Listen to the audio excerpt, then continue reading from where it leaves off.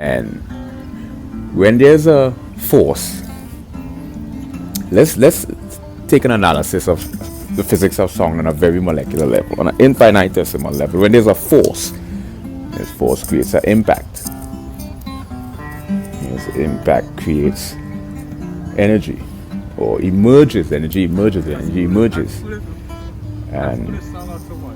the force creates an impact and vibrates.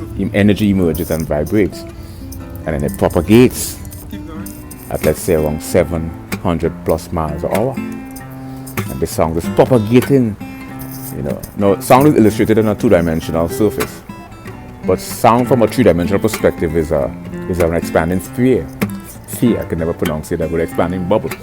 So we have the sound that propagates at 700 miles an hour.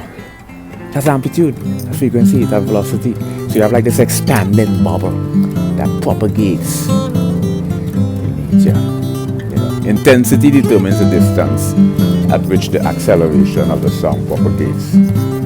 So we have amplitude, we have frequency, we have velocity, we have acceleration, and we have momentum. So what is the disparity? What is the correlation? What is the relationship between amplitude and frequency? What causes amplitude? So why you could have an A chord, but yet you have